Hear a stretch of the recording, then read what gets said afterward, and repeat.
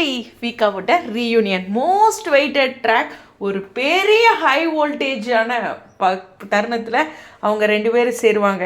இதுதான் அந்த தருணம். நம்மளுடைய டேரக்டர் வந்து ரெண்டு பேர்த்தோட கைகள் இணைஞ்ச மாதிரி கொடுத்தார் இல்லையா? இன்றைக்கி அதனுடைய பொருள் தெளிவாக தெரிஞ்சிருச்சு. இந்த பிரம்மாவோட ஃபர்ஸ்ட் வேர்டை மறுபடியும் சொல்கிறேன், உணர்வு பூர்வமாக, அதாவது ரொம்ப எமோஷ்னலான கதைக்களம்னு சொல்லியிருக்காங்க.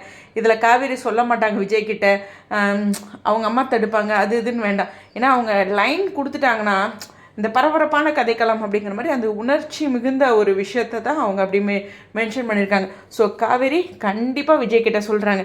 சண்டே ப்ரோமோ நான் எக்ஸ்பெக்ட் பண்ணுறது விஜய்கிட்ட காவேரி சொல்கிற அந்த தருணம். அதுக்கு முன்னாடி ஒரு பெரிய எதிர்பார்ப்பை நமக்குள்ள ஏற்படுத்துறதுக்கு இந்த ஃப்ரைடேவே ஒரு ப்ரமோ ரிலீஸ் பண்ணியிருக்காங்க. பொதுவாக சண்டே 2 ப்ரமோலாம் கூட ரிலீஸ் பண்ணியிருக்காங்களா, அது மாதிரி பண்ணியிருக்கலாம்.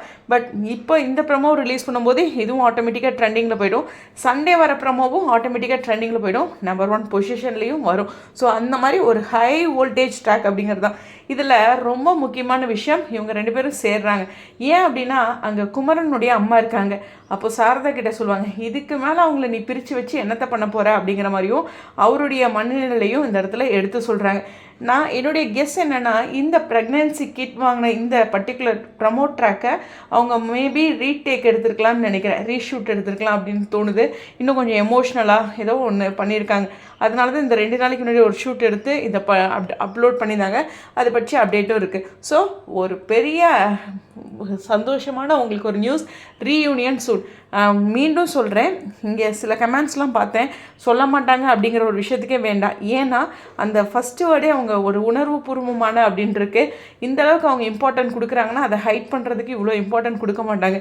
ஸோ சண்டே ப்ரமோ பட்டாசு தெரிக்கும். உங்களுடைய கருத்துக்கள் ஸ்டேடியம். ஆஃப்டர்நூனே வந்துட்டு ஒரு வீடியோ ரெடி பண்ணியிருந்தேன் டீமுக்கு நன்றி சொல்லி. அதுவும் நம்ம சைட்லேருந்து எமோஷ்னல் வீடியோ.